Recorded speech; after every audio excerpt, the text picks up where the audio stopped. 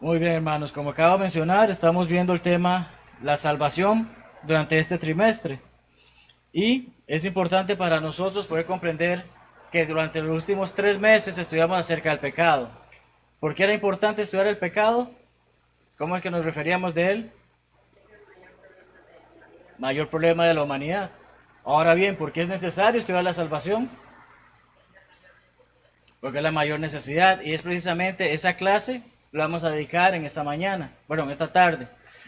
Hebreos 5, 8 al 9 lo vamos a estar utilizando como el texto clave de lo que hace el estudio de este trimestre. Y aunque era hijo, por lo que padeció, aprendió la obediencia, hablando acerca de nuestro Señor Jesucristo. Habiendo sido perfeccionado, habiendo cumplido todo lo que tenía que haber hecho en base a su obediencia, vino a ser autor de eterna salvación. Jesucristo es la razón por la que podemos ser salvos hoy en día. ¿Para quiénes? No para todo el mundo. Dice que para todos los que le obedecen. Entonces, desde aquí estamos poniendo en claro que el primer punto de nuestro estudio tiene que ver en necesidad de que la salvación es ofrecida solamente a quien obedece la voluntad de Cristo. No a cualquier persona, no a cualquiera que ande por ahí caminando, no cualquiera que diga creo esto, no creo en esto. Solamente aquellos que realmente hacen lo que Jesucristo espera que hagamos es el que puede llegar a gozar de esa eterna salvación de la cual es el autor. Temario para este trimestre, empezamos hoy con la mayor necesidad. Este en sí es continuación de la primera clase que tuvimos el trimestre pasado, porque el hermano Robert R. Taylor escribió ese manuscrito en que habla acerca del mayor problema y la mayor necesidad. Hoy estaríamos completando lo que habíamos leído de ese manuscrito. Y podemos ver que hay bastantes temas y hay un par de fechas en los jueves en los que probablemente este servidor no esté aquí presente.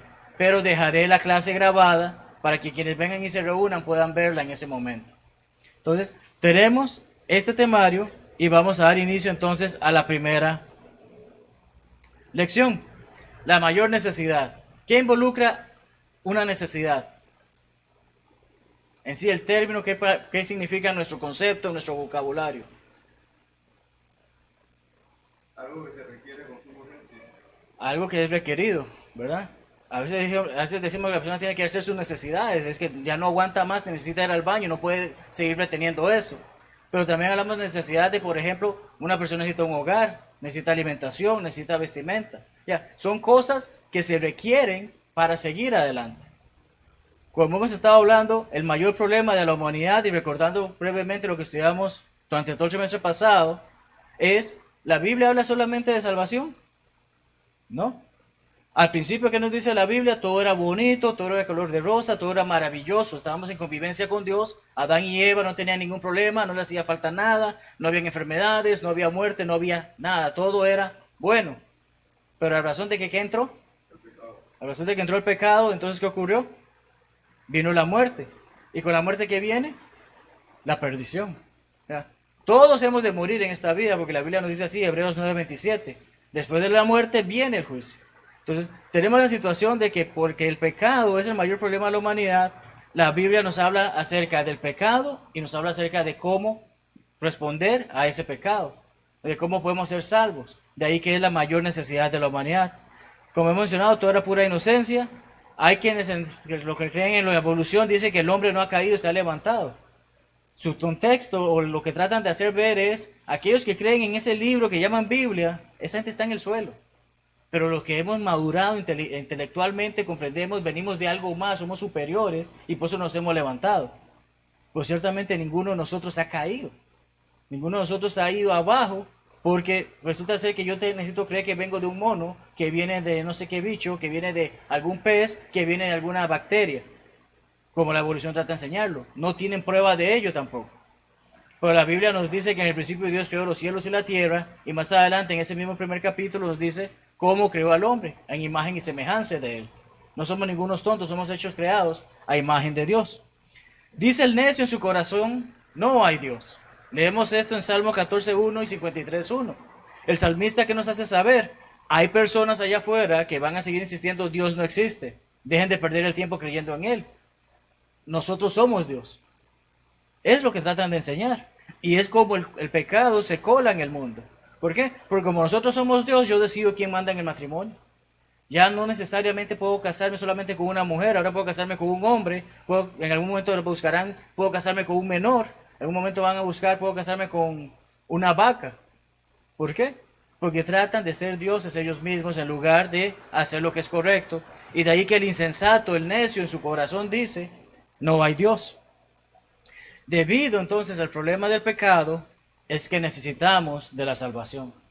Y es precisamente por esa necesidad que estamos haciendo este estudio. Cuando vemos la naturaleza de la salvación, o cuando vimos el trimestre pasado, ¿cuál era la naturaleza del pecado? ¿Alguien se acuerda? El pecado edifica o destruye. Destruye. Entonces la naturaleza del pecado es la destrucción. ¿Y qué ocurre? La naturaleza de la salvación es restauración. ¿Qué involucra restaurar algo?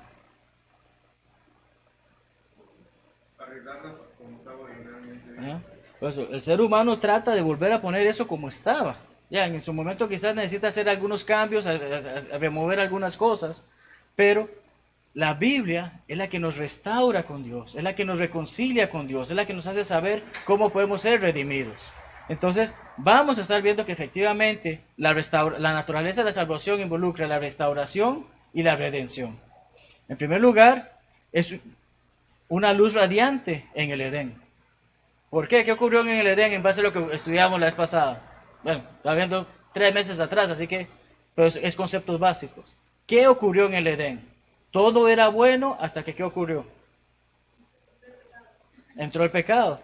Y ahí terminó la historia. Ya, Dios dijo que es suficiente, entró el pecado, ya esto se acabó, piérdense, no hay más nada que hacer, ¿verdad? Dios dijo eso. ¿Qué nos hace saber Dios? Creó un plan, correcto. Agradecemos todos por un nuevo día. Es parte de eso, ¿verdad? Siempre, cada mañana, hay que, bueno, Dios me dio la oportunidad de un nuevo día. Es un nuevo inicio. Ya, tal vez hoy me fue fatal, pero sé que si logro despertar mañana puedo corregir muchas cosas que no he hecho bien. Dios nos da esa oportunidad de reempezar cada día. Dios le dio esa oportunidad a Adán y Eva, ¿verdad? Leamos Génesis 3:15. Génesis 3:15.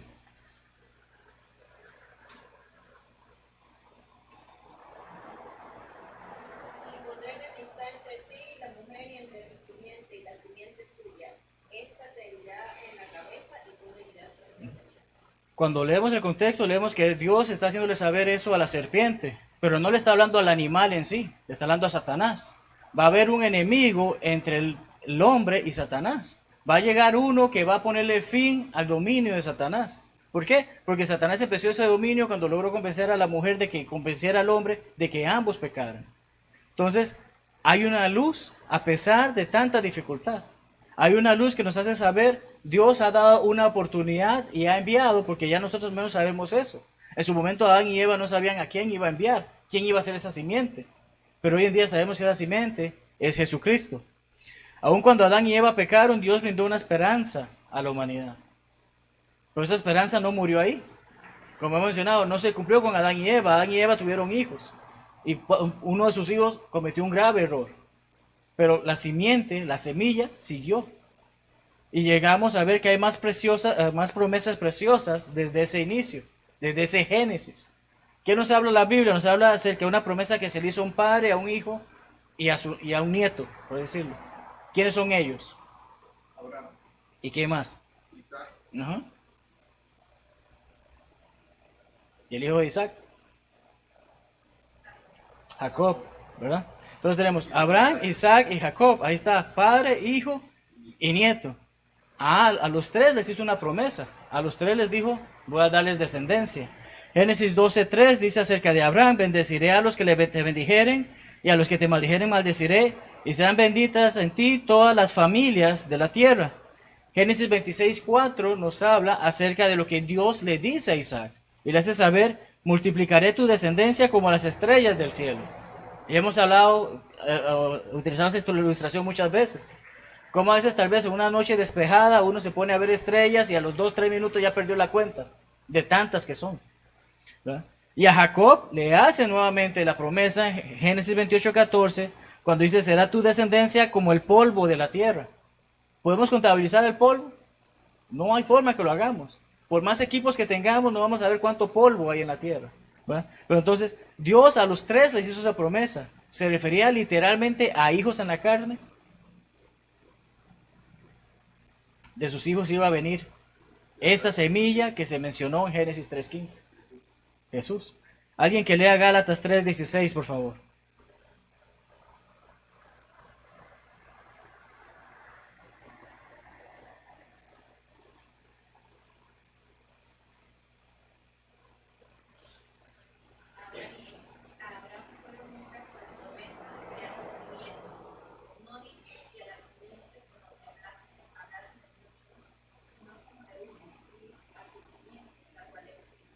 ¿Qué está haciéndolo saber Pablo? Dios habló de una simiente. Voy a darte una semilla y esa semilla no necesariamente son los miles de hijos de Abraham o los miles de hijos de Jacob. Es Cristo. Esa simiente que fue enviada para vencer a la muerte, para vencer a Satanás, es Cristo.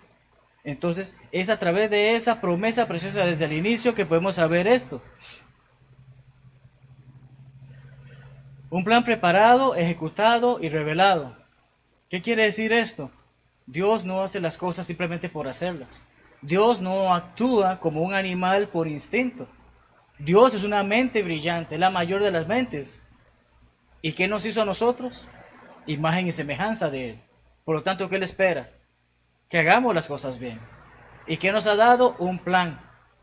¿Qué nos hace saber? Dios Padre es el más grande de los arquitectos. Porque no hay arquitecto, no hay persona en esta vida que pueda hacer lo que Dios ha hecho. No me acuerdo en qué parte de las escrituras dice, pero cuando estudiamos acerca de la majestuosidad del ojo, lo que puede hacer el ojo, ¿qué hombre puede hacer eso? Siempre recuerdo a mi papá, que a pesar de que no es cristiano, siempre me dice, no hay mejor cámara que el ojo humano. Yo puedo tener una cámara con el lente más grande y puedo ver algún detalle que tal vez con una cámara más básica no puedo verlo, pues sin embargo mi ojo sí sabe dónde está viendo y qué es lo que hay allí. Es de ahí que Dios es el más grande de los arquitectos. ¿Alguien que lea Efesios 3, 10 y 11? Efesios 3, 10 y 11.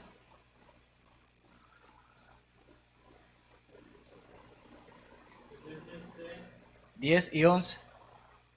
Para que la multiforme sabiduría de Dios sea ahora dada a conocer por medio de la Iglesia a los principados y potestades en los lugares celestiales, conforme al propósito eterno que hizo en Cristo Jesús nuestro Señor. Propósito eterno que involucra. ¿Fue algo que se le acaba de ocurrir a Dios? Fue algo que se le... Voy a imaginarme, hace 2000 años, le voy a imaginar que le voy a enviar a alguien a la gente. No. Desde el principio Dios tenía un plan establecido. Y su multiforme sabiduría es la palabra. Es a través de su palabra que podemos saber qué es lo que Él nos está enseñando y cómo nos ayuda a saber que su plan maestro se llevó a cabo. Él es el mejor o el más grande de los arquitectos. Pero asimismo nuestro Señor Jesucristo es el más grande de los siervos o de aquellos que ejecutan el plan. Hay bastantes versículos ahí, pero vamos a leer acerca de por qué digo un siervo o el que ejecuta el plan de Dios. Alguien que lea Juan 4:34.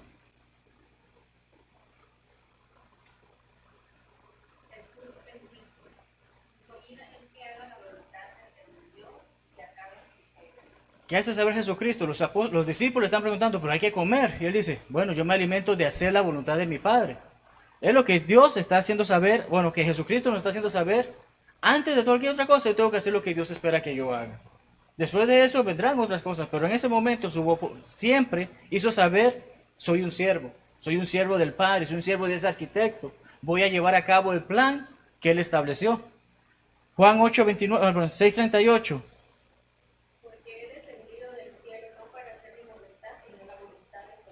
¿Y quién lo envió? El Dios. 8:29.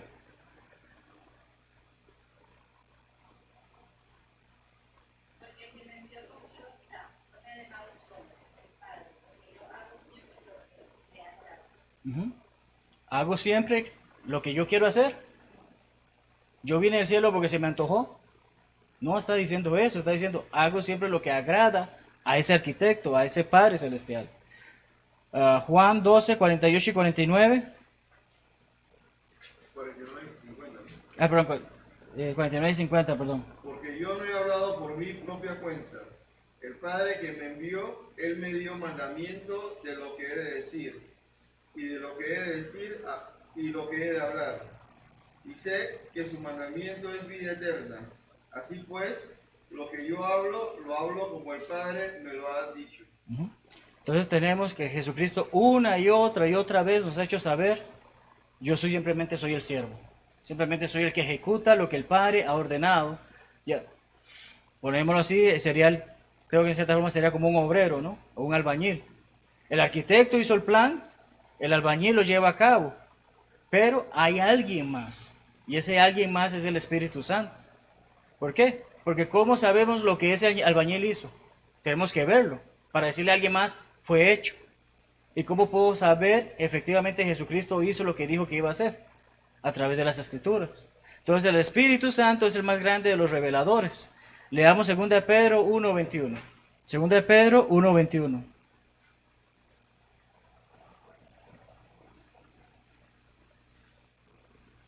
Porque nunca la profecía fue traída por voluntad humana, sino que los santos hombres de Dios hablaron siendo inspirados por el Espíritu Santo. Ujú.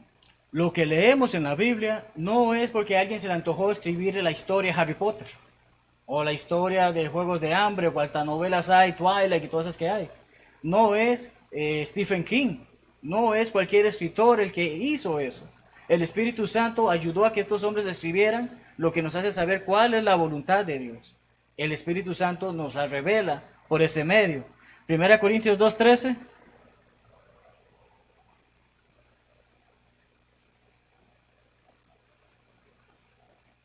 Lo cual también hablamos, no con palabras enseñadas por sabiduría humana, sino con las que enseña el Espíritu, acomodando lo espiritual a lo espiritual. Ujú. Los discípulos, los apóstoles, no decían lo que se me antojó. Hoy voy a hablarles del sándwich que me acabo de comer, qué sabroso que estaba. Hablaban con respecto a lo que Dios autorizaba que hablaran porque tenían que dar ese mensaje que hoy tenemos en las Escrituras. Ahora bien, estamos hablando de salvación. ¿Cuál es el deseo de Dios para el hombre? Que seamos salvos. Primera de Timoteo 2, 3, 4 nos dice, esto es bueno y agradable. ¿Qué es bueno y agradable? Los dos versículos anteriores nos los dice. Exhorto ante todo a que se hagan rogativas, oraciones, peticiones y acciones de gracias. ¿Solamente para los hermanos en Cristo? Alguien que lea 1 Timoteo 2, 1, a ver si nos dice ese pasaje, que todo lo que se haga sea solamente para quien ha obedecido el Evangelio. Exhorto ante todo Ujú, a que se hagan rogativas, oraciones, ujú. peticiones y acciones de gracias por todos los hombres. Ok, por todos los hombres. Y si acaso tenemos alguna duda, no está diciendo que, bueno, oren solamente por los ancianos o los líderes de la congregación. ¿Qué dice el siguiente pasaje? Ahí mismo. Por todos los hombres, ¿y qué sigue? Por los reyes, las autoridades, ¿verdad? Por todos los que están en eminencia o están en autoridad, para que vivamos quieta y reposadamente en toda piedad y honestidad. Esas oraciones que tenemos que hacer por toda la humanidad, ¿de qué nos sirven? Es bueno y agradable delante de Dios nuestro Salvador, el cual quiere que solamente las villas sea salvo y venga al conocimiento de la verdad. Todos los hombres. Dios no quiere que nadie se pierda. Satanás quiere que todos nos perdamos. Pero Dios quiere que todos podamos estar con Él, que podamos ser salvos y venir al conocimiento de cuál verdad, su verdad. Juan 17:17. Dios también que espera, no solamente que conozcamos la verdad, sino que cuando conocemos la verdad podamos comprender, no ando bien, no he hecho lo correcto, debo de arrepentirme. Segunda de Pedro 3:9 nos dice eso mismo. Dios no se está demorando de que, bueno, que la gente se olvide que yo existo. Bueno, que piensen lo que quieran. Él nos está retardando, como nosotros tal vez en nuestra mente inferior en ese sentido puede pensar. Según algunos la tienen por tardanza, de que Dios ya se demoró. Yo creo que ya se le olvidó que iba a venir por nosotros. No, sino que es paciente para con nosotros, ¿Qué está haciendo Dios? Nos da la oportunidad de que podamos llegar a más personas y para tratar de traer más personas a la iglesia, que puedan conocer la verdad, que puedan hacer la voluntad de Dios. No queriendo que ninguno se vaya de parranda. No, que perezca. ¿Qué involucra perecer? Y cuando morimos y no hacemos la voluntad de Dios, ¿qué va a ocurrir? Nos vamos a condenar, nos vamos a perder. Dios no quiere que ninguno perezca. Realmente ese perecer no es necesariamente la muerte como la vemos hoy en día. Es la muerte eterna. Dios no quiere que nadie se pierda, sino que ¿qué haga? Proceda al arrepentimiento.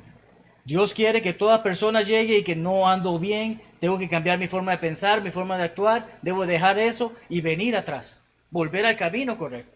Entonces, Dios no quiere que nadie se pierda, Dios quiere que todos sean salvos, Dios quiere que todas las personas escuchen la voluntad de Dios. Y es entonces donde vemos en este estudio que estamos haciendo que no solamente es esa restauración, sino que también la naturaleza de la salvación tiene que ver con la redención. Redimir, de donde redención es la acción de redimir, es rescatar o sacar de esclavitud al cautivo mediante precio. Cuando vivimos en pecado, ¿de quién somos esclavos? De Satanás, de la muerte, de la perdición. Pero cuando dejamos eso, nos convertimos en siervos ¿de quién? De Cristo, de la justicia, de la vida eterna. Entonces, tenemos que comenzar a comprender, Cristo ciertamente pagó el mayor de los precios por cada uno de nosotros. Y no solamente por los que estamos aquí, sino por toda la humanidad. Él quiere que todos vengan a Él, que todos se arrepientan y que todos hagan su voluntad. Entonces, cuando el pecado abundó, sobreabundó la gracia. Incluso Pedro llega a informar, leamos Romanos 6, 1 al 4. ¿Por qué? Porque con este pensamiento, con esta idea, muchos que pensarán de que, bueno, yo puedo seguir pecando porque igual Dios perdona más. El perdón de Dios es más grande que mis pecados, así que Dios me los va a perdonar de todas formas. Hay quienes piensan así. ¿Pues realmente eso es lo que está hablando? ¿Qué dice Romanos 6, 1 al 4?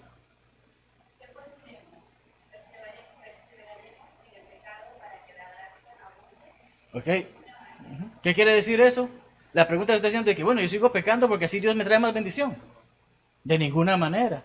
Dios lo prohíba. Es otra de las formas que se traduce esa frase que se utilizó en ese momento. De ninguna manera es Dios lo prohíba, Dios no lo permita.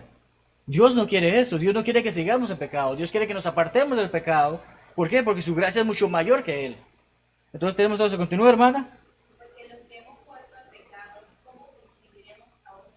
Le hemos dado muerte a algo. Si ahorita yo tengo un perrito y me lo matan, ¿tengo el perrito?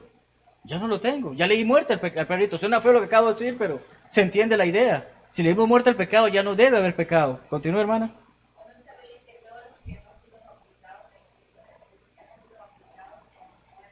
Así que recordamos en el bautismo la muerte de Jesucristo y a través de que como Jesucristo venció a la muerte y al pecado, nosotros le damos muerte al pecado para vencerlo más adelante.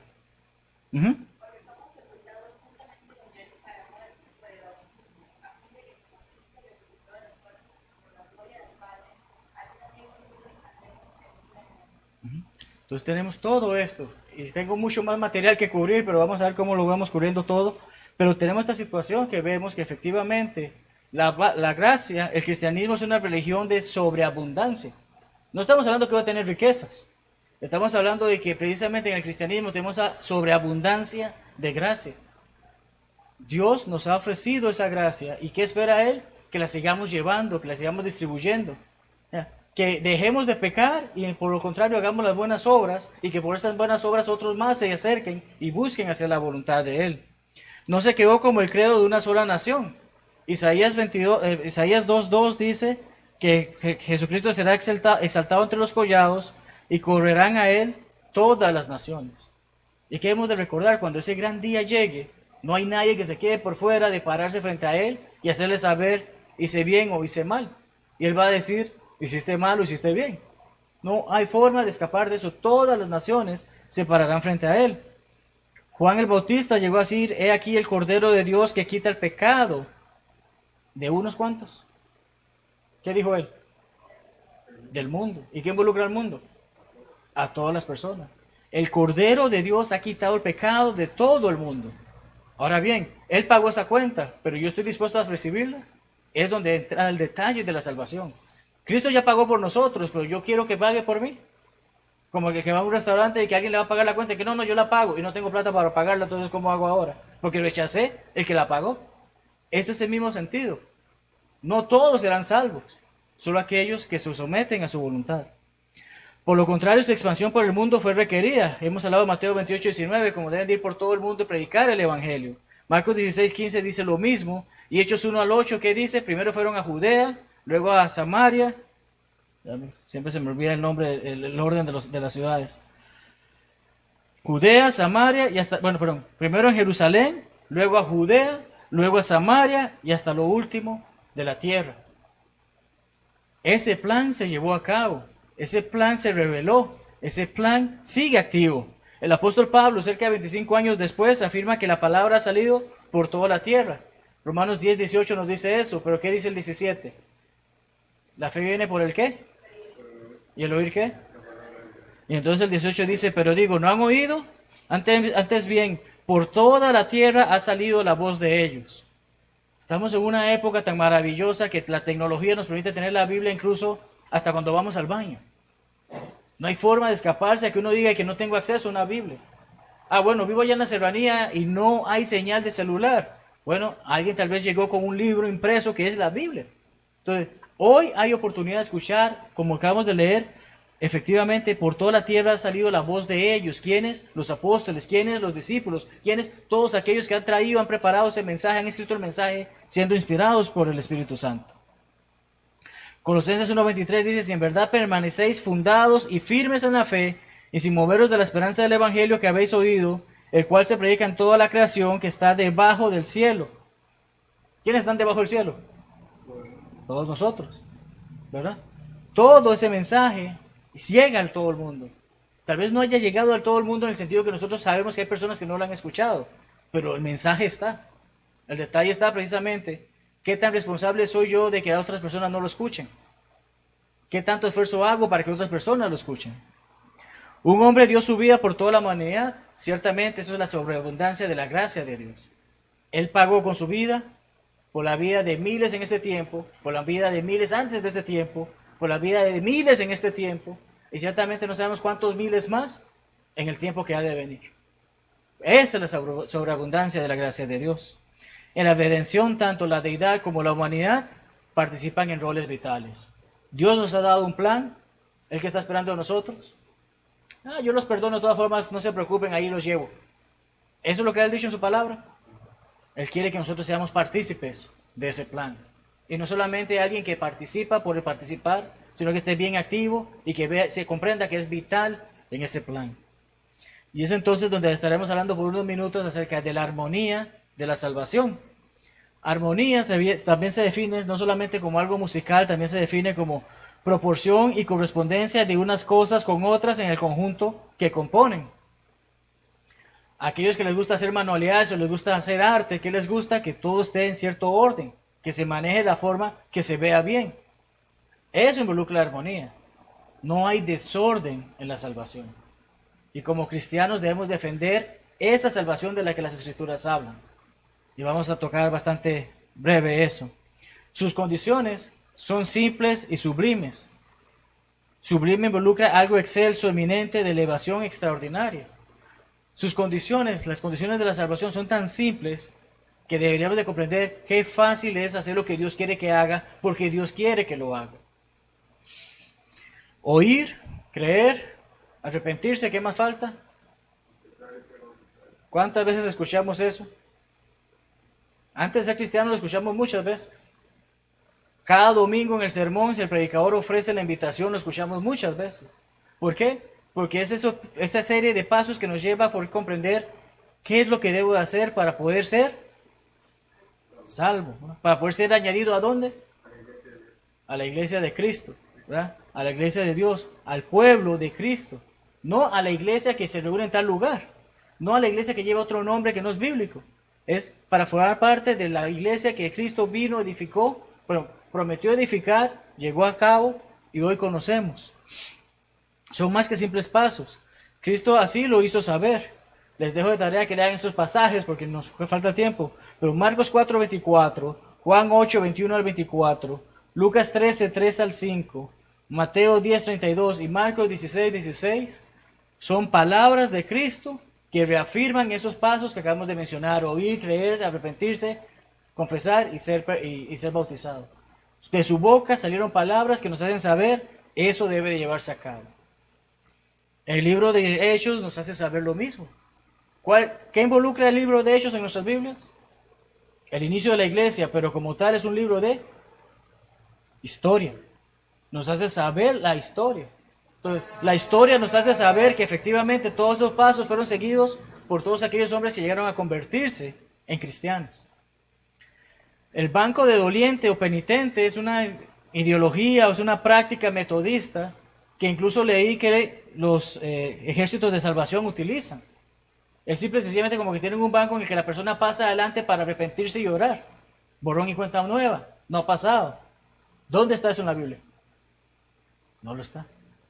En la Biblia en ningún momento dice que usted tiene que construir algo específicamente para que la persona pase, se arrepienta y ora. La Biblia dice que debemos de arrepentirnos y que debemos de orar. Pero no nos dice que eso es suficiente para ser salvos. De la misma manera, la oración del pecador. Sí, ya se me adelantó, pero bueno, así mismo, hermano. Pero está la oración del pecador. Algunos dirán, sí está en la Biblia, pero ¿por qué está en la Biblia? Porque la imprimieron en la última página, pero no está en el texto bíblico. No forma parte. Es algo que se popularizó por Billy Graham. Pero Hechos 22:16 nos dice que Pablo estaba allí, sentado o hincado, y llega Ananías y le dice, levántate. ¿Pero qué hacía Pablo? Hechos 9:11 nos lo dice. La revelación divina de Dios nos hace saber, Ananías iba a llegar ahí, ¿por qué? Porque Pablo está allí orando. Si la oración fuese suficiente para salvarnos, como dicen los que practican la oración del pecador, Pablo hubiese dicho, ya soy salvo, ¿no? ¿Para qué vienes a bautizarme? Pues la Biblia no dice eso. La Biblia dice, él oraba y entonces él llegó y le dijo, levántate y bautízate para que laves tus pecados. La palabra de Dios, no la palabra mía. El hermano se me adelantó. El confesionario. ¿Qué dice 1 Juan 1:9? Hay que confesar nuestras ofensas. ¿Pero a quién? No al sacerdote, no al pastor, no a alguien que me va a decir que haga esto y esto y esto. Es a nuestro Señor, a través de Jesucristo en oración. Es a Él a quien confesamos nuestras ofensas. Que quizás cuando se ofrece la invitación, un hermano pasa adelante y dice, quiero que oren por mí porque he estado pecando de esta manera y quiero estar en paz con Dios. El hermano quiere hacerlo público a la congregación. No se lo hace solamente privado a un hombre que no sabemos qué tal buena reputación tenga y ande después llevando ese bochinche por ahí. Pero ciertamente el confesionario tampoco aparece en las Escrituras. La oración del pecador no aparece en las Escrituras. Y ese banco de doliente o banco de penitentes tampoco está en las Escrituras. La obediencia al Evangelio es la que nos lleva a la salvación.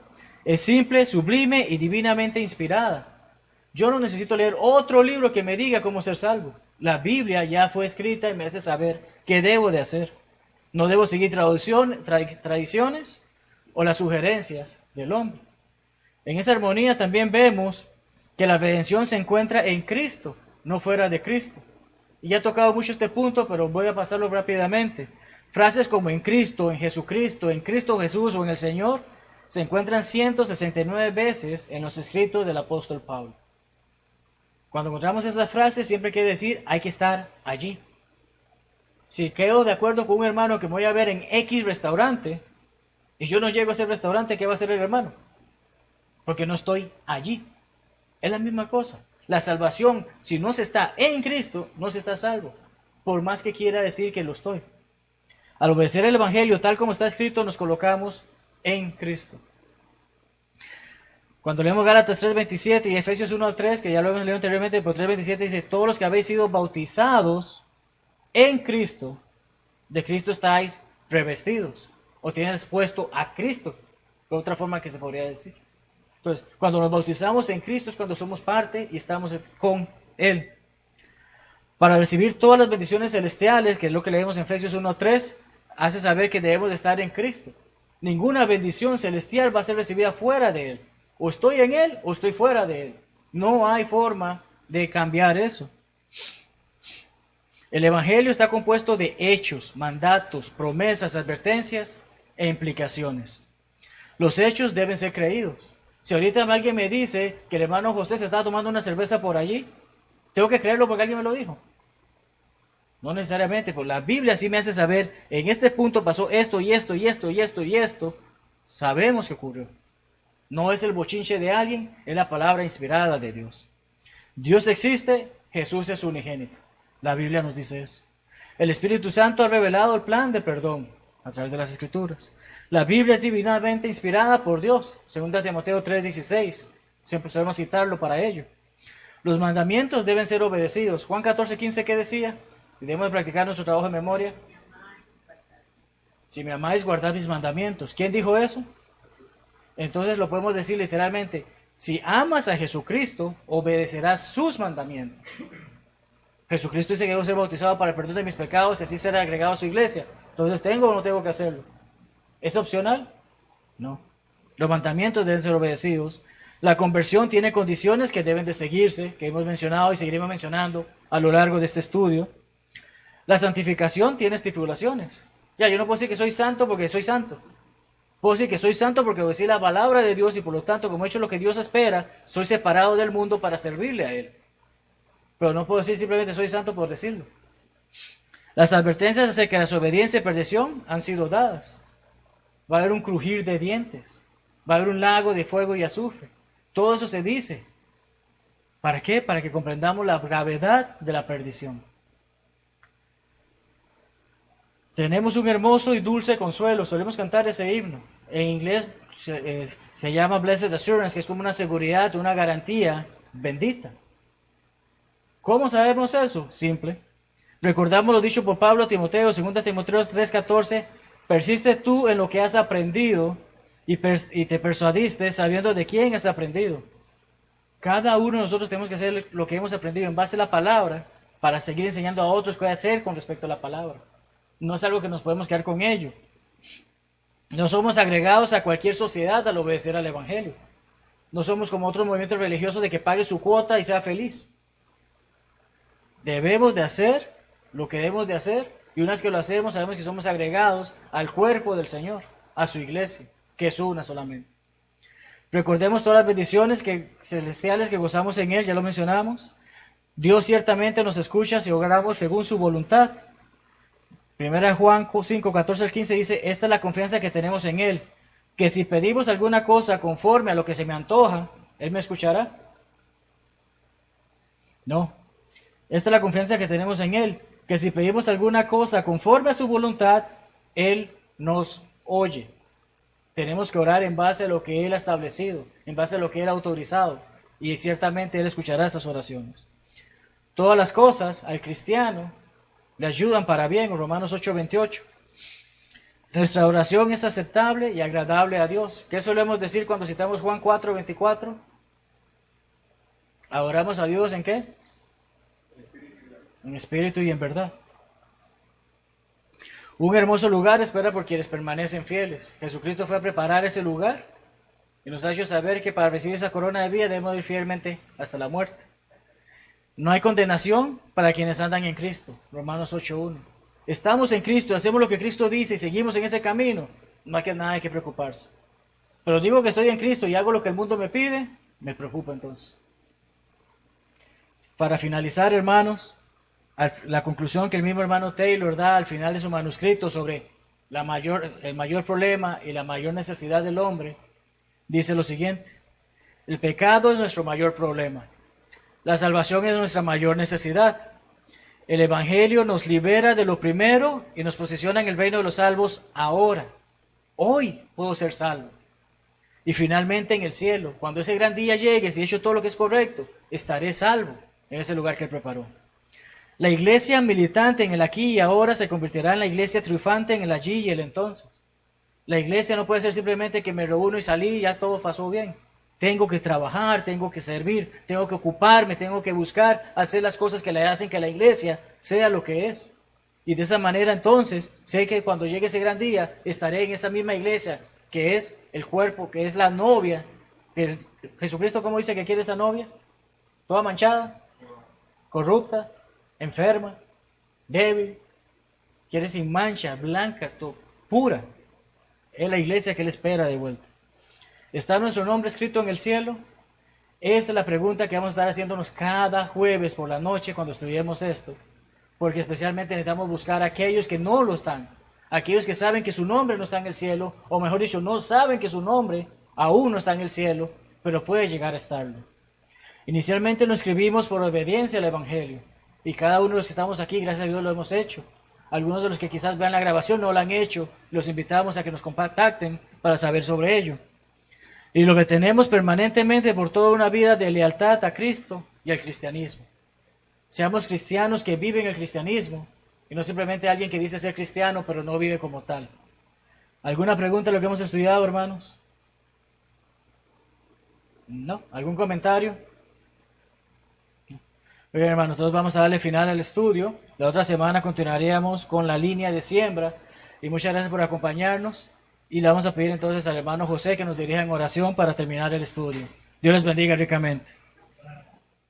Este es el día que el Señor nos dio. Seré feliz y le adoro.